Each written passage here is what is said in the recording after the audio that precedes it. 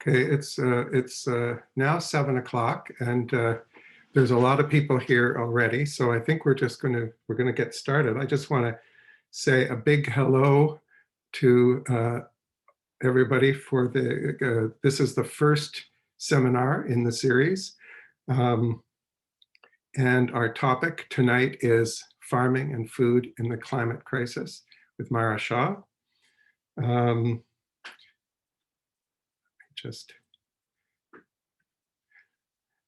So our hosts to the toasting is, I'm Clark Mackey, and the other host is Jude Larkin. We're both from 350 Kingston. The other people that were involved in organizing this series are Gavin Hutchinson, Mark Sibley, and Bob McInnes. And we are doing this, as we mentioned before to the people who came early, we're doing this in a kind of a webinar style where you're going to type your questions into the chat, and Jude will read them after Mara has finished her presentation, which she'll probably talk for about 15 or 20 minutes. So there'll be lots of time to ask questions and have Mara answer the questions. And just a warning or a reminder or whatever, that these seminars are being recorded and they will be posted on YouTube probably in the next couple of days. And you can find that on the 350 website.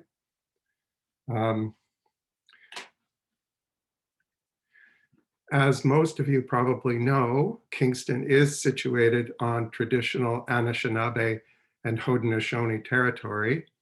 And we just like to say that we acknowledge that settler colonialism remains a problem today, as it has in the past. And we're saying this particularly because tonight we're going to be talking about climate change, and settler colonialism and climate change are closely related.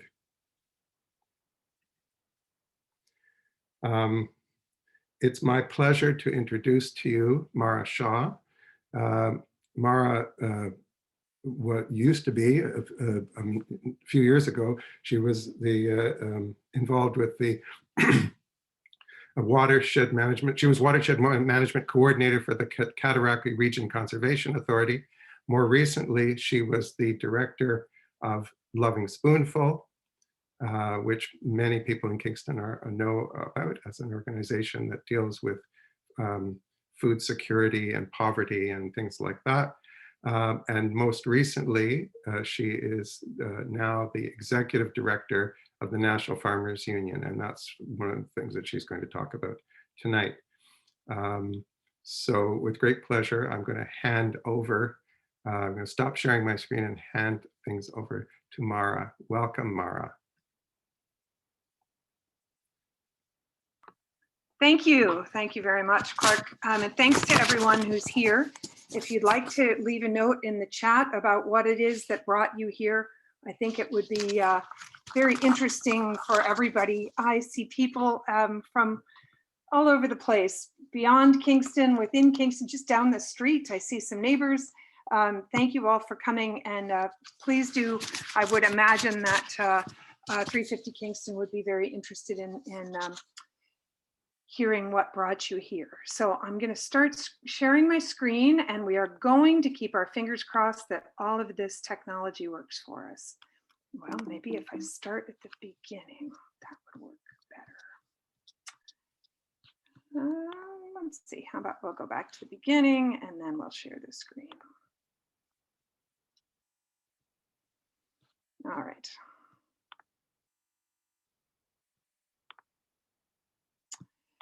Okay, there we go. Thanks for coming.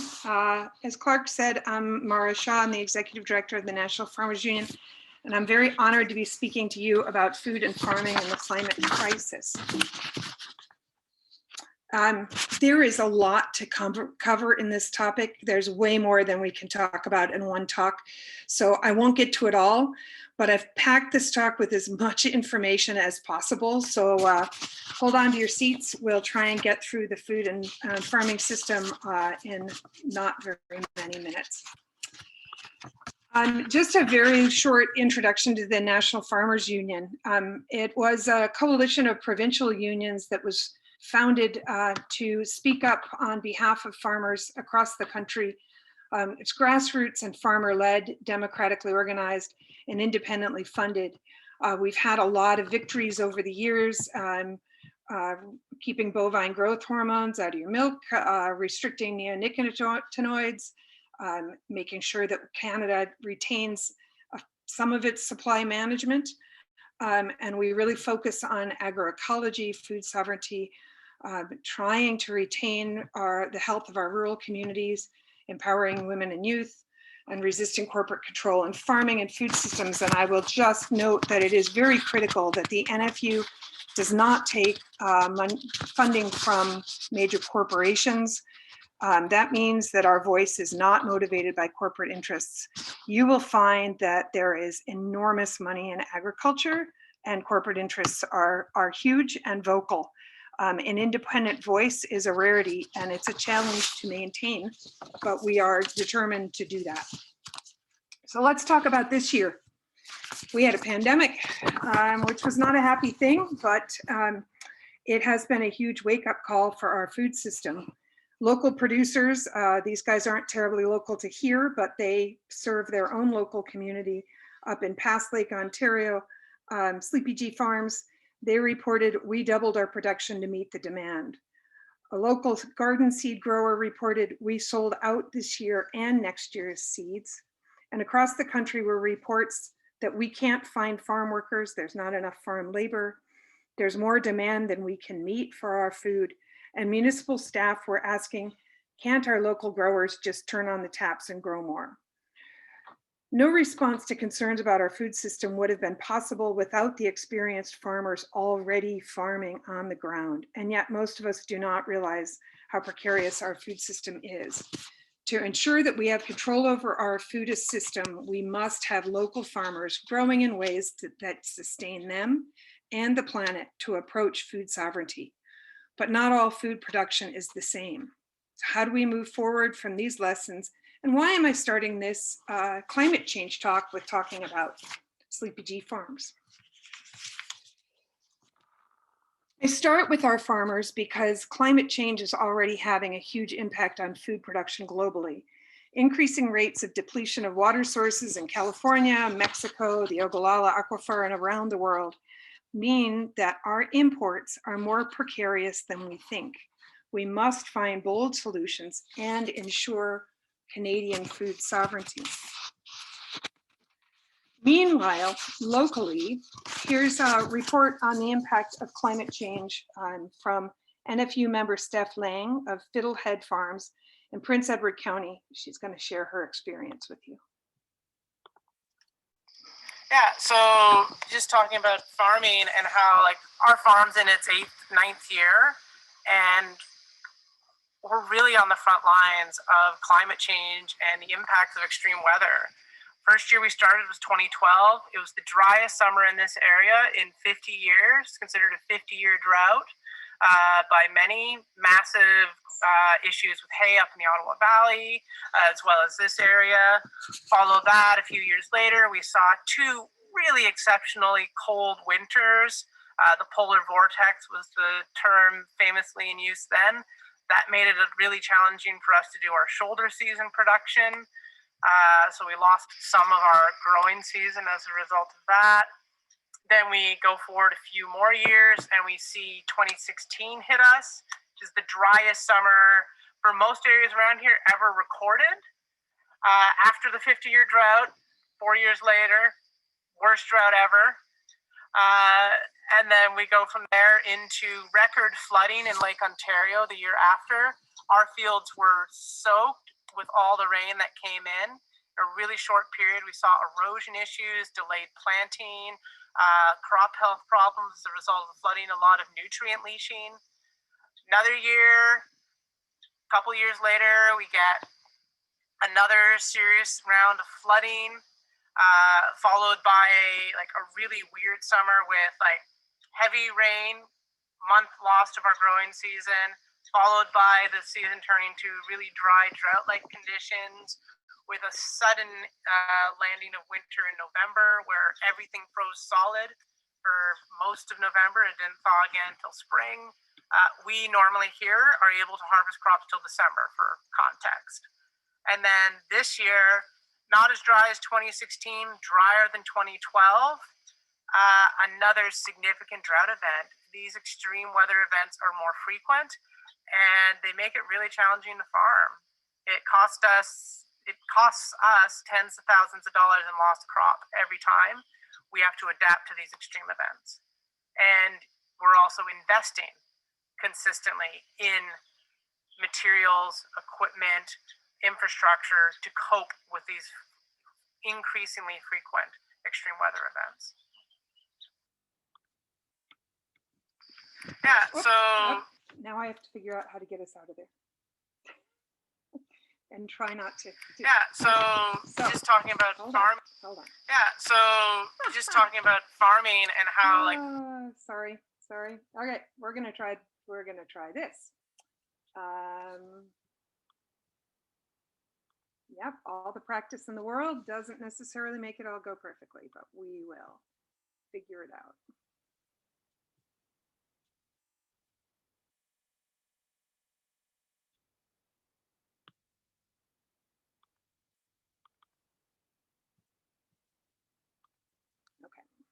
Go.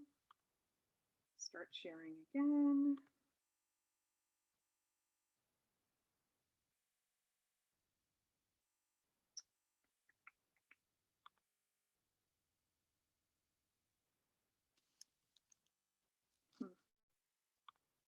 All right, just a second.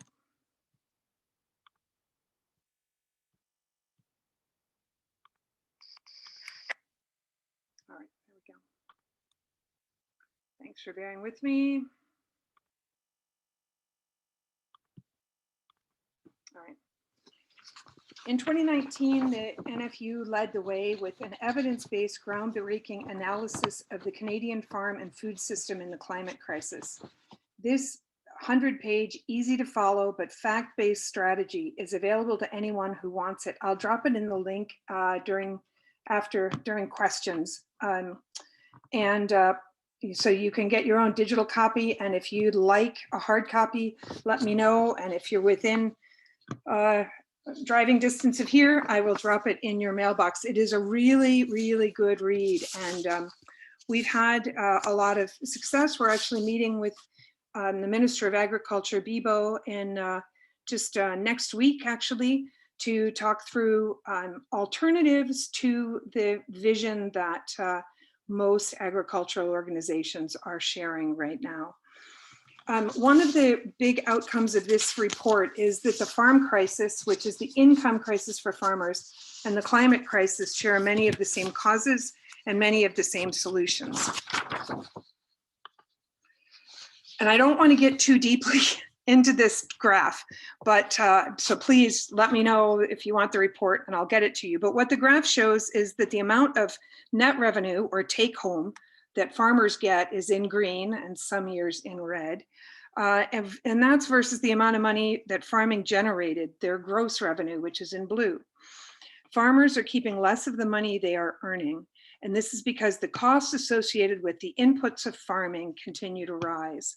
Transnational corporations such as Bayer, Monsanto, John Deere, Nutrien, and banks keep more of the revenue generated by farms. Farm yields, production, and revenues have gone up, but net income has stayed flat or gone down as farmers paid more for inputs.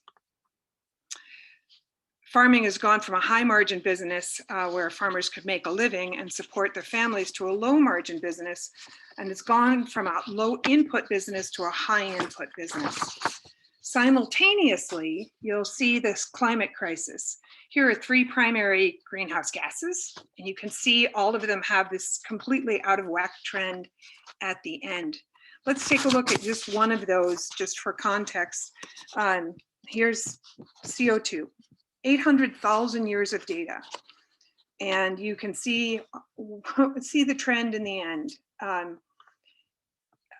For reference, farming began about 10,000 years ago. So we know we have 10,000 years of agriculture without climate change. which proves that farming does not create greenhouse gas emissions. It's the petro-industrial farm inputs that create greenhouse gas emissions. And by that, I mean industrial fertilizers, fossil fuels, pesticides, plastics, all of those things that come with the petrochemical industry.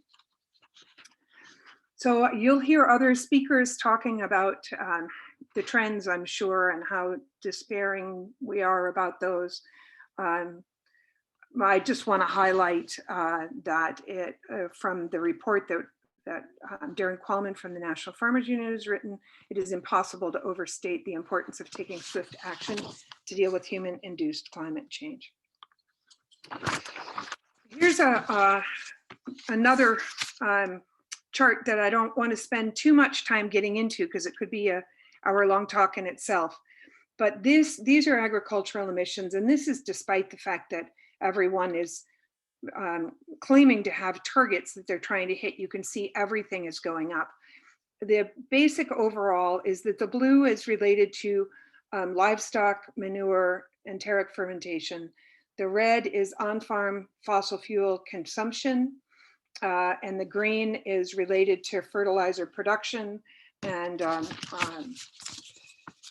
nitrogen fertilizers. Mara, just a quick request. If you could move your papers further away from the mic, that would enable everyone to hear you better. Sure. Is that better? Yes, thank you. Sorry. Thank you for pointing that out. Nitrogen fertilizer is one of the biggest inputs or the biggest sources, and continues to go up even as we set goals for climate greenhouse gas reductions. And I wanted to share this video with you briefly. Oh, before I do, Clark, can you tell me where we're at?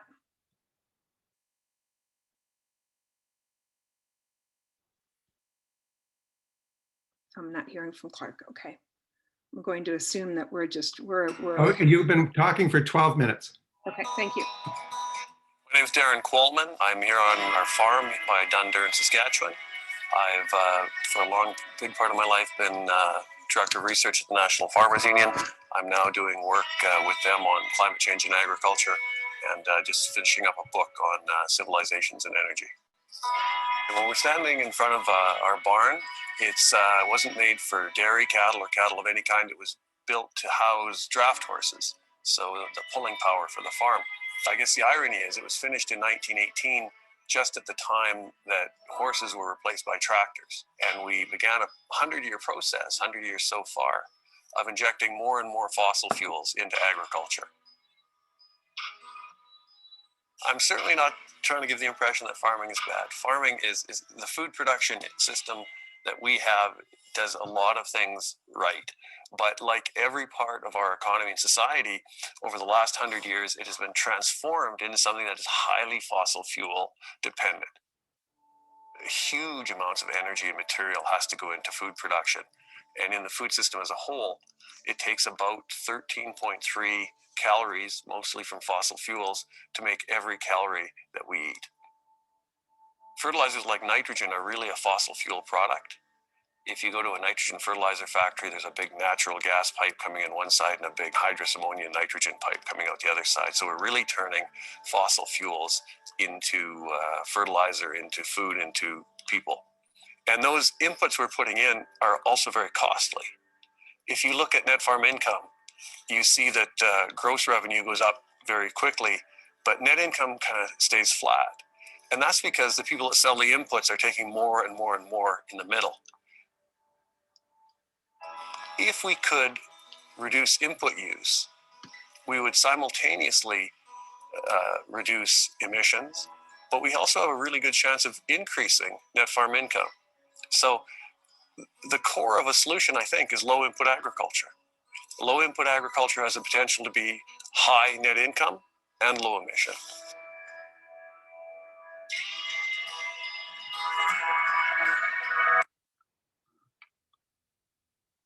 So the NFU came up with the plan that Darren was just speaking about, on-farm and off-farm emissions reductions and supports for farms to transition to lower input. And the NFU has also joined a coalition that you may be seeing more of called Farmers for Climate Solutions, to work on making sure that farmers are in the driver's seat with regard to taking on climate change on farms rather than the input companies. So they're working quite a bit on government relations, and that's a coalition with Seed Change, EFAO, Canadian Organic Growers, COG, and about 15 other organizations across the country trying to get the voice and keep the messaging one that works for farmers. It's been a turning point, we hope, for Canadian agriculture. And you may have heard that there was finally mention in the speech from the throne this last winter that the government will recognize farmers, foresters, and ranchers as key partners in the fight against climate change, supporting their efforts to reduce emissions and build resilience. And we saw some of that coming through in the mandate letters for the Minister of Agriculture too. So there's some hope there. I don't want to go too much into all of the agricultural policies that are needed that are identified in that report, but I will just mention that there, things like better rotational grazing, cover crops, diversity on farms, maximizing the benefits of cattle while reducing their numbers and impacts, setting aside some land for ecosystem services, and price signaling. The NFU right now is in the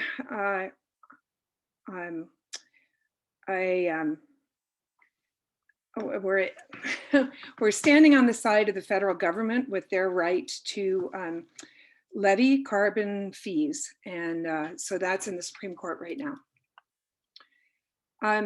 I know most of us as eaters, are really interested in this cattle issue, so I wanted to just spend a second on that and talk about, the industrial cattle in the approach is so very different than the needs that would actually build soil and support farmers, and that includes animals on grass.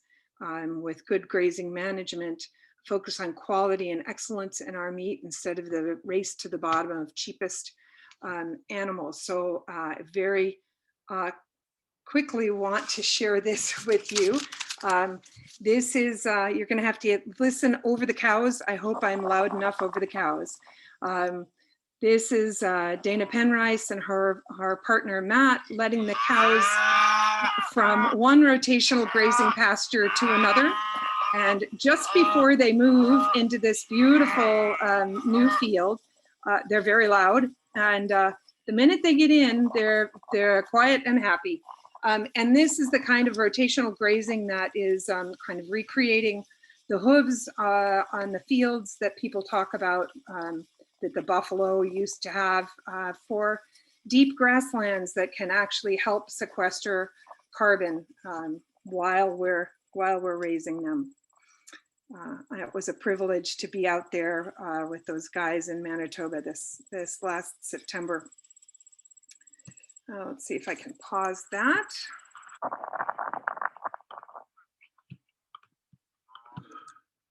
Yep, and I'll get back to presenting. I wanted to say a word about soil sequestration because you'll hear a lot about that.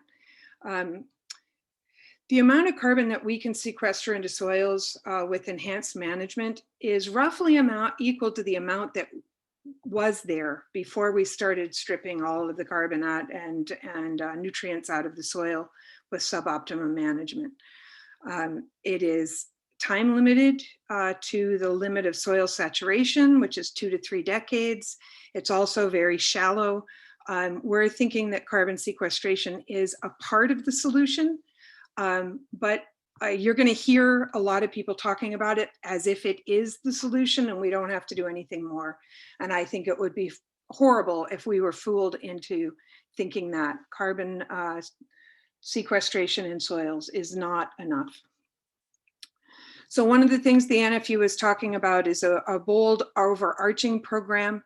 There was a program that came out of the Dust Bowl called the Prairie Farm Resilience Authority.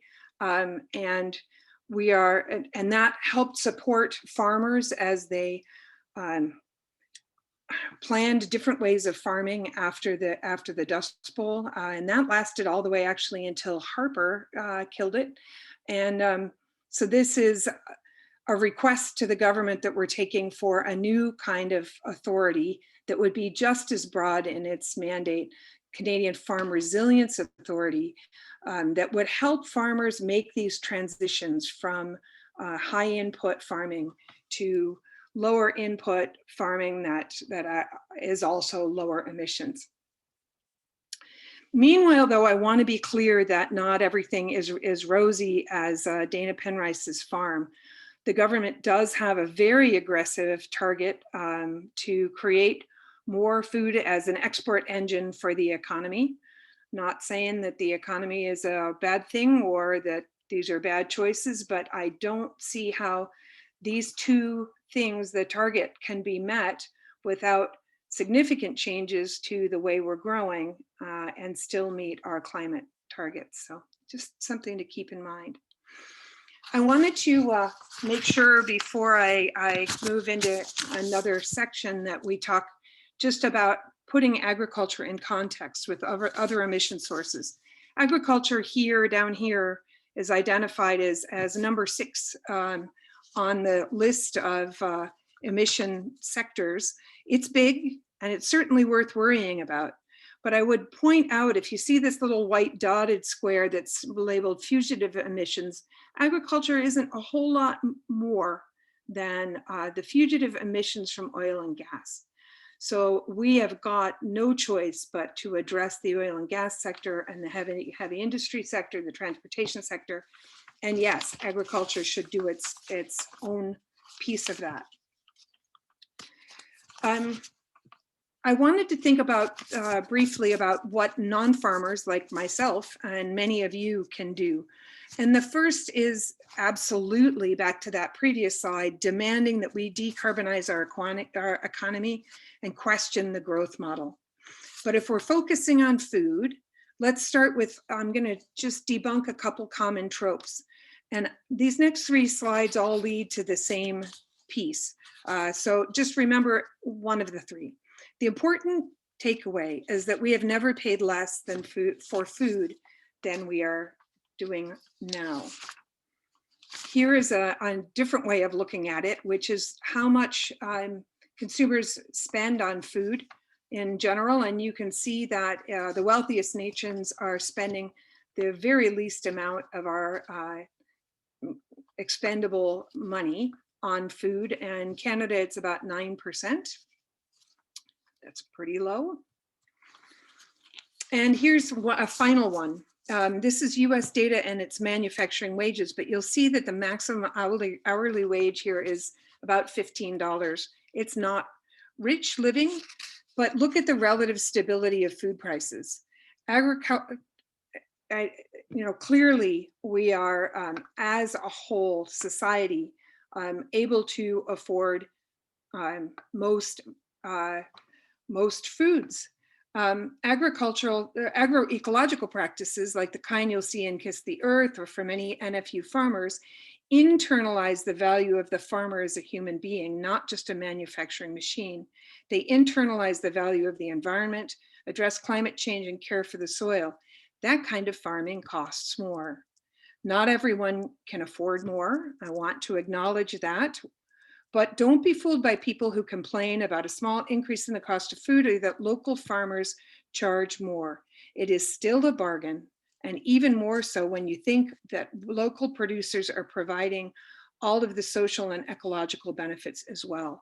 So if you can afford local food, please buy it. It does matter, as we saw as the pandemic hit and we needed these local producers. I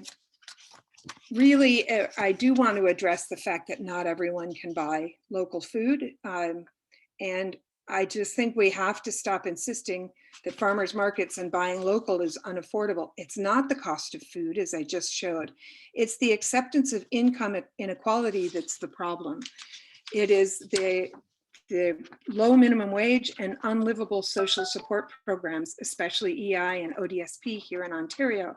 The answer isn't squeezing farmers more for cheaper food. It's making sure everyone has sufficient income to buy what they need. That's why the NFU and I support basic income. The last myth I want to dispel is a very common one that you will have heard: feeding the 10 billion. This is a very common trope that tells us that only big industrial agriculture will sustain the world's population.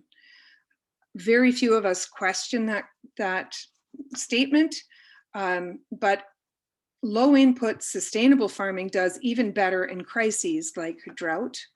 The pressure to keep maximizing production through industrial agriculture to feed the world is counter to the care that the world needs. Meanwhile, and this is important to share, the average world grain yields have increased faster than the rate of population growth for decades.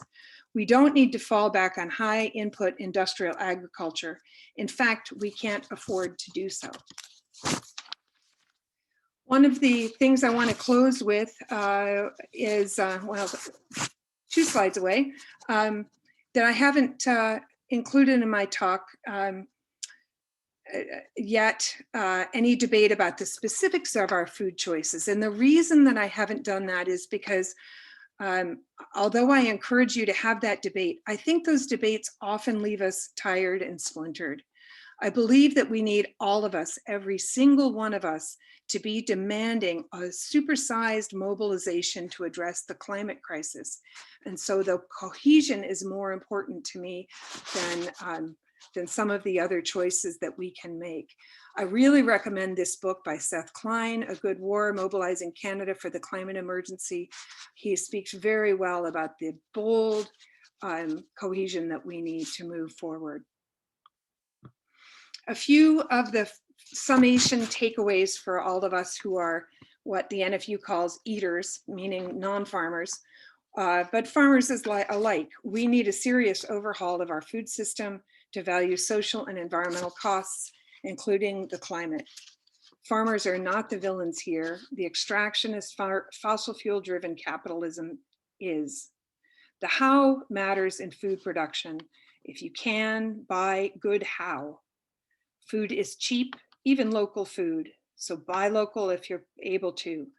We must have local producers for food sovereignty. So again, buy local.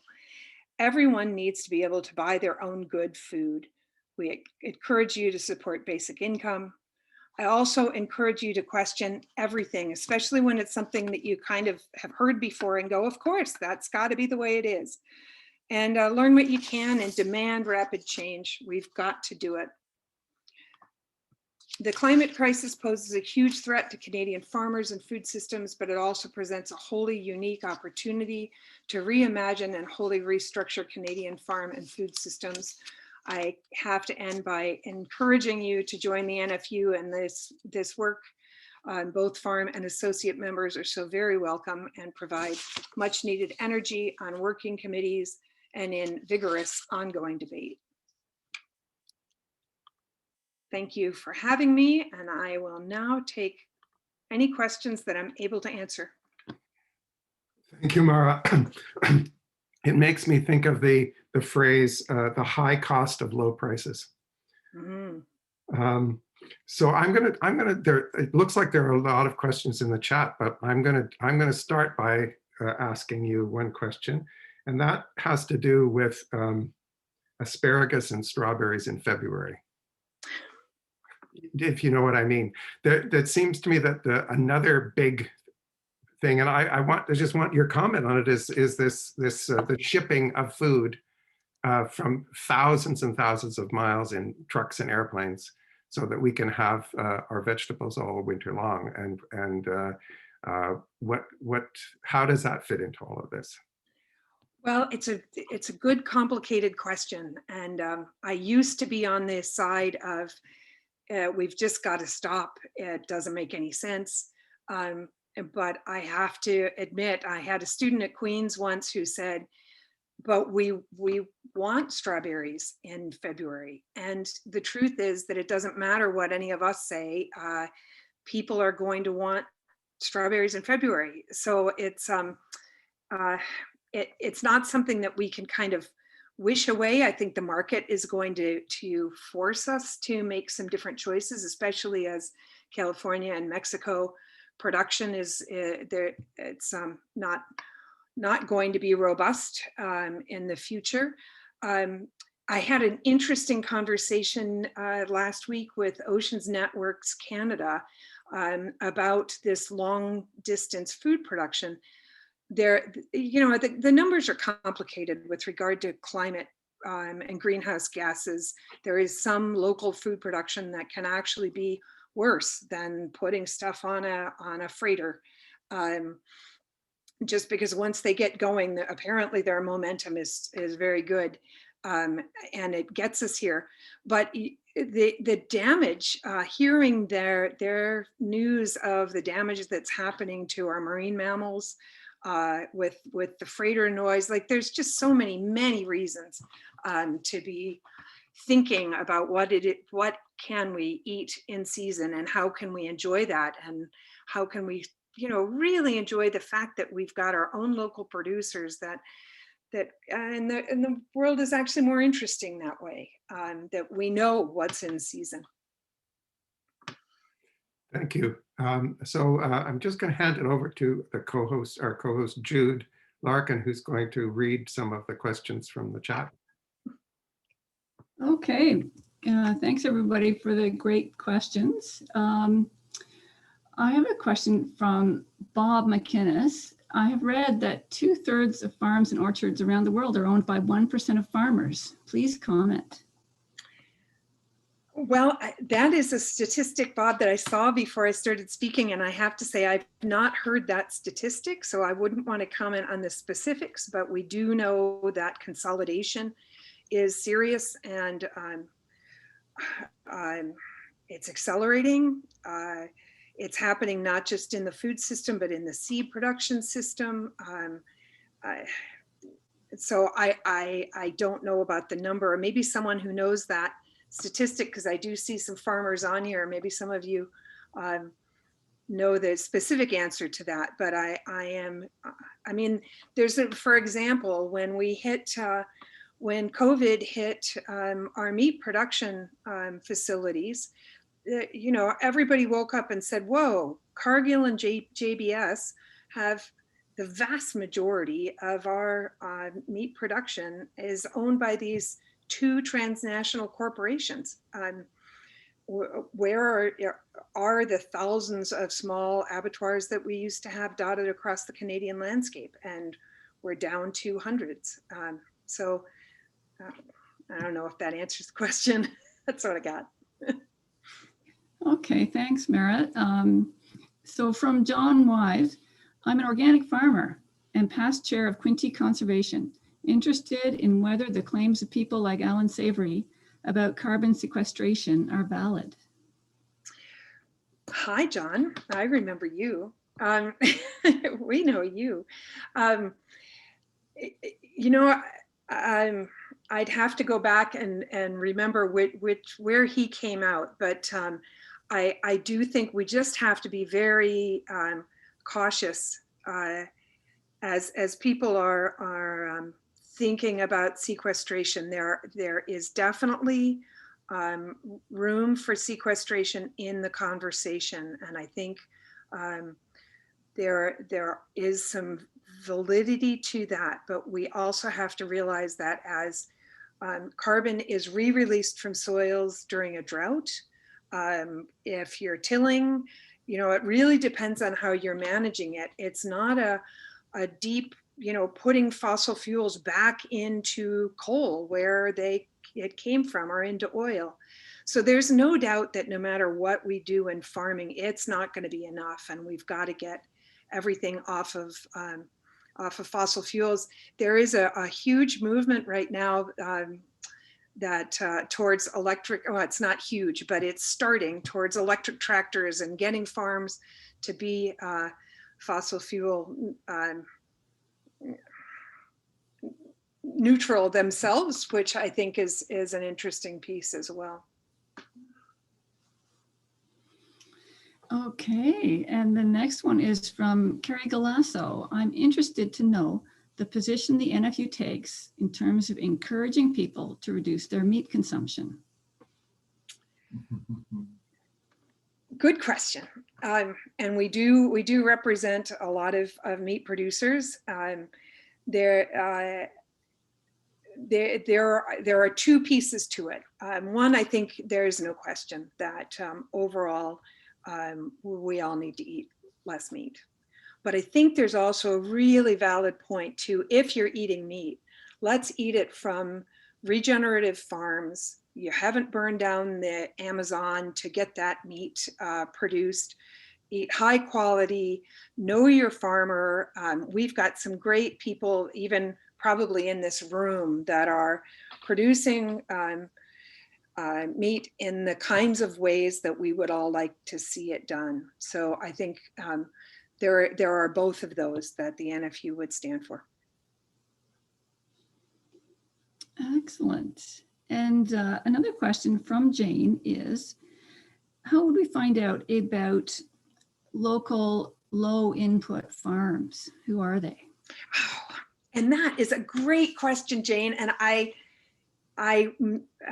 meant to have a link here to share with you for all of the low input farms. I didn't want to leave anybody out. And so that put me in a bit of a bind of how to manage that. But the local NFU chapter is local 316, and you can connect with them. What I'll do maybe is try and get a list. If you're going to send something out again to the people who have been in attendance, maybe I can include a list of NFU farmers. There are also many others who are doing great farming that sell, like at the Memorial Center Farmers Market. If it's not coming from a list from me, there's lots of good Facebook groups that you can join, and I really encourage you to get to know the local producers.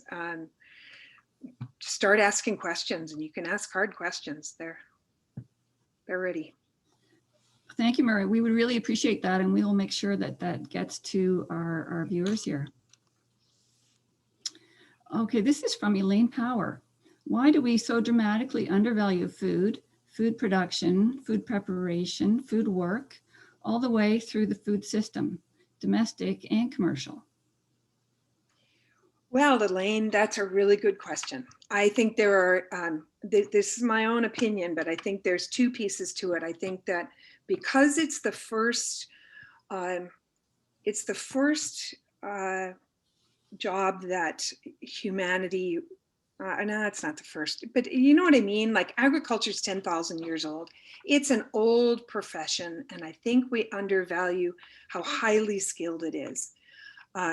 As we saw in New Brunswick this year, when Premier Higgs decided, oh, we're going to close the border to all foreign workers and just have high school students working on these farms. And there was some great video with farmers saying, look, this is an incredibly highly skilled job. I might be able to train somebody on how to pick beans, but I've got 50 different crops and I need them to know how to do all of it. And I can't train that in the time that I've got between when it ripens and when it needs to be at market.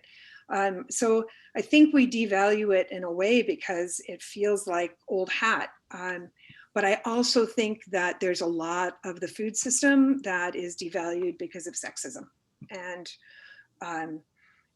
all of the culinary arts that have been typically female.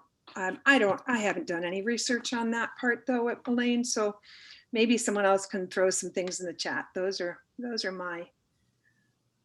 my pieces, and I do think that this whole race to affordability we just have to keep in mind how much people have historically paid for food and how little we're paying for it now. And you know, I know times are tight for a lot of people, but we need to address their income rather than trying to squeeze farmers. Mm-hmm. Next question is from Mark Sibley. Buy local has a lot more appeal and clearly avoids most of the carbon footprint of transportation. However, a local farm might be run very inefficiently in terms of carbon inputs compared to an efficient but distant farm. How do you look at these trade-offs? It's true. It's very true, and I think I think that's where you need to know your farmer as much as you can and ask some questions.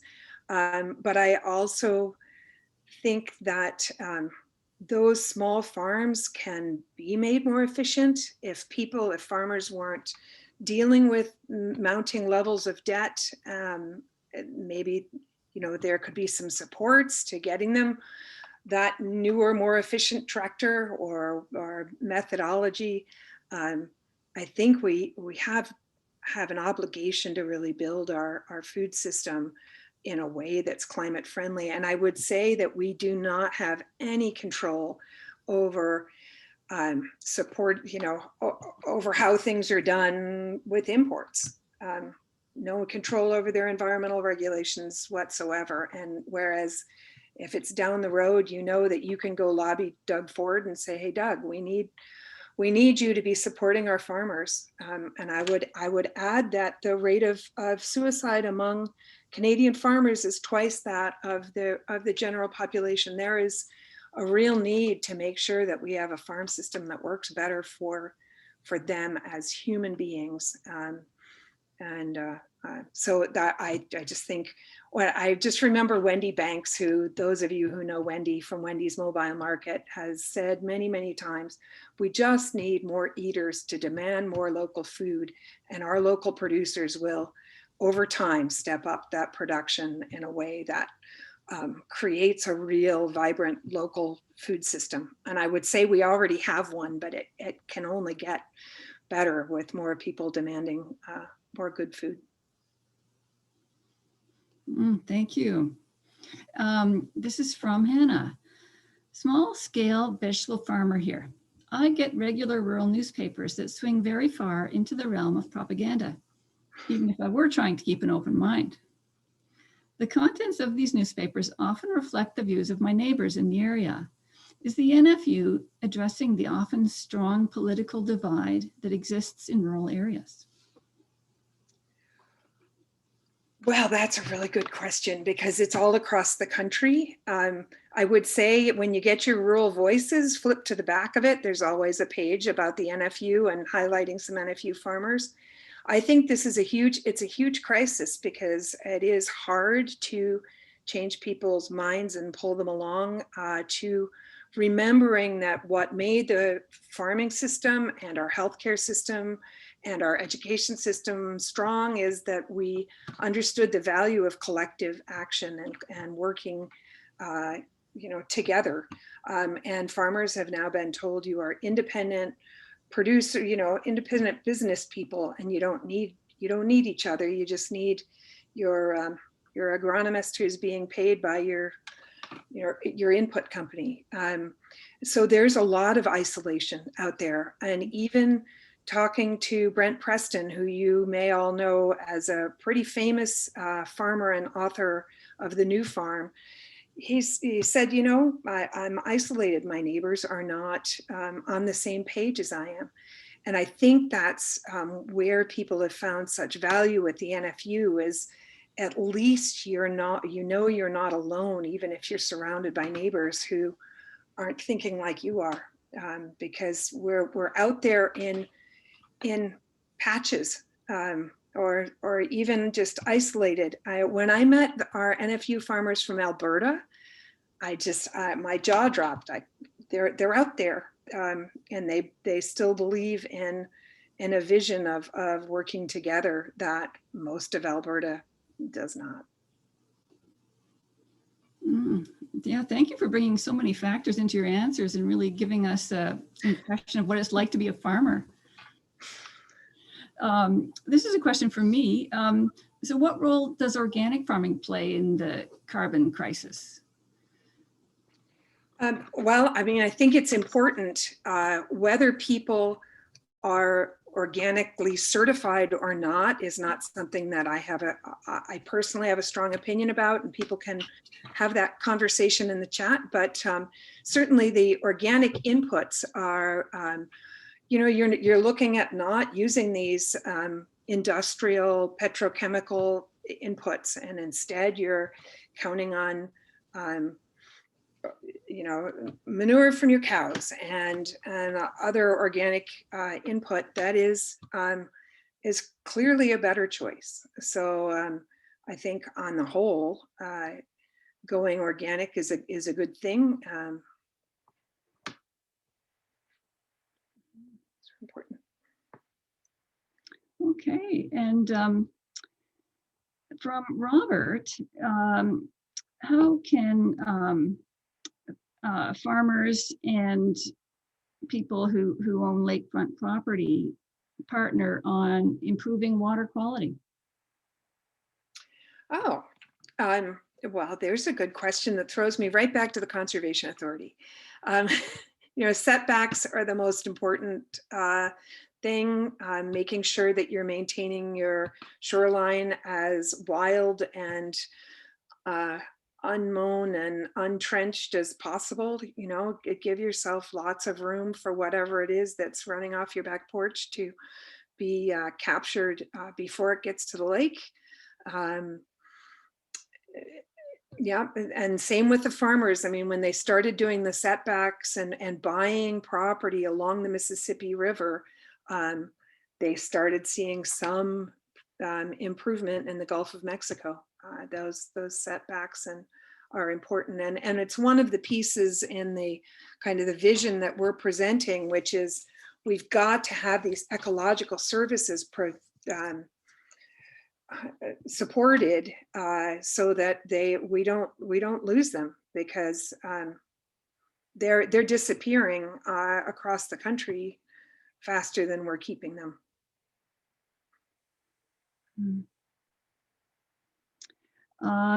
This is from Alistair. John Steinman of Deconstructing Dinner is a big advocate for the co-op model of grocery store. How do you see this model fitting into our society now? And how do you expect the response from large companies like Whole Foods or Loblaws? I don't know very much about the model, I'm afraid. Maybe it's just, I'm just drawing a blank, but I will say that grocery stores are continuing to squeeze farmers as much as possible. And we are now down to, I think, 3% of the money that you're paying at a grocery store that actually gets back to your farmer. Grocery stores are a price setter, and farmers are then having to take the price that's being offered. I don't think that answers your question, but Wow, that 3% is a scary number.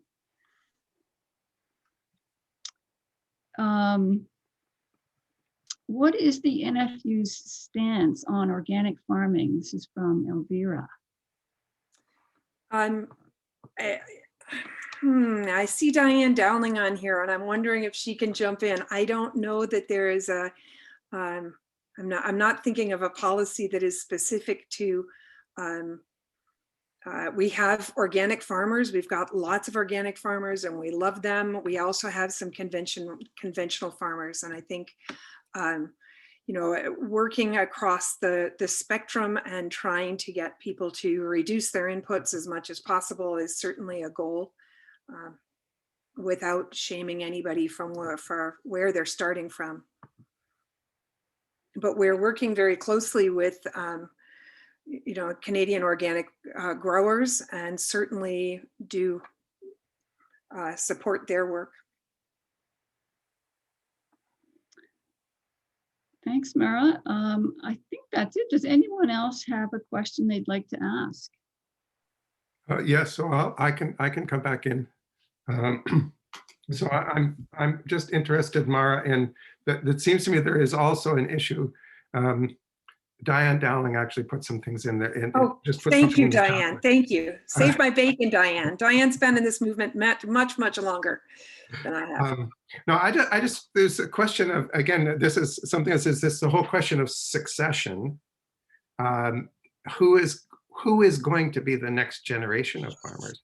Because it seems to me that there are all kinds of problems with young people getting into the business because it's so ridiculously expensive to buy land.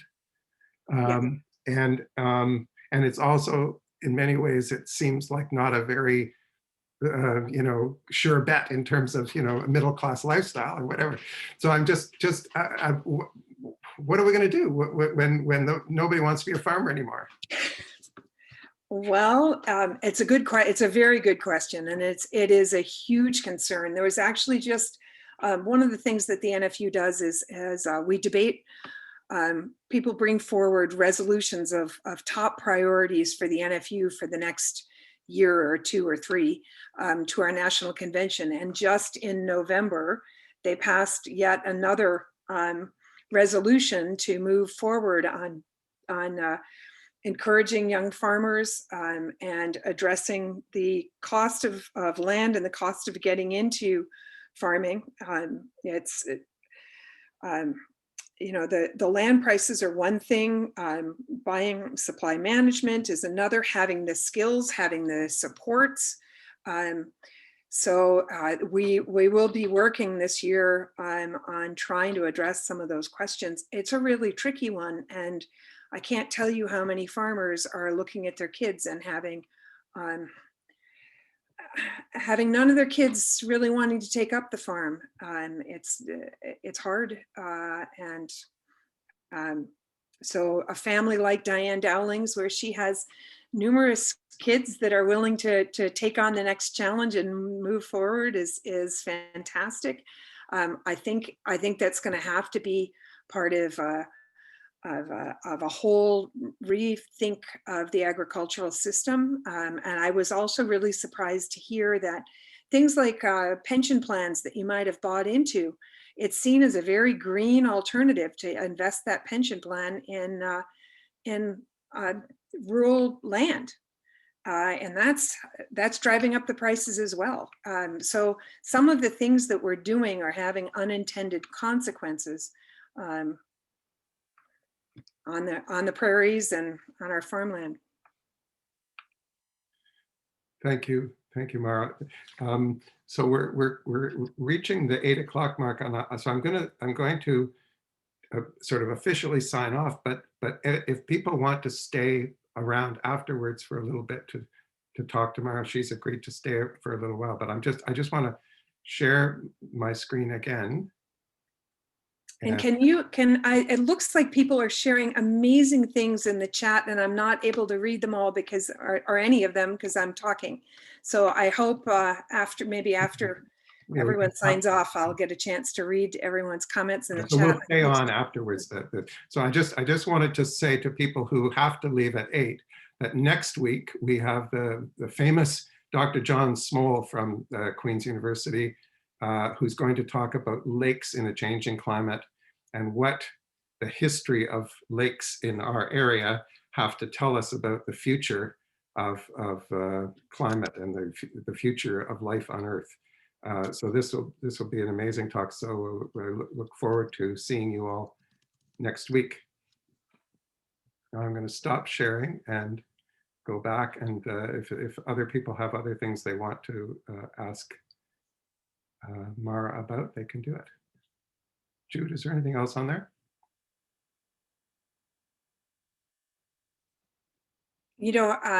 Alan has just asked about this Ontario, the bill that's going forward, the private members bill that would introduce food literacy education in all Ontario schools with hands-on education. And I want to give a shout out to Diane Dowling, who is the chair of our local food policy council that pushed that forward. And hopefully that will get into the Ontario curriculum, and kids will start to know as much about food as they do from Alan's classes, or at least as they do about trigonometry.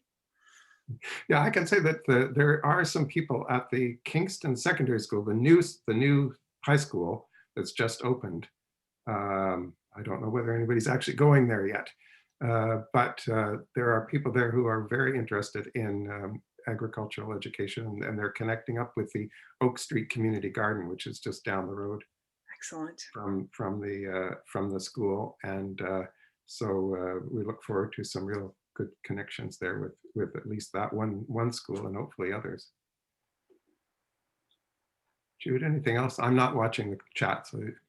Well, a lot of thanks, which I echo Mara for this wonderful talk. Not a question. This is from Scott. Mara, take heart. The numbers who have embraced no-till, the uptake of cover crop practices, the corporate momentum building around a compelling case for regenerative agriculture. These all signal a sea change that will not be stopped.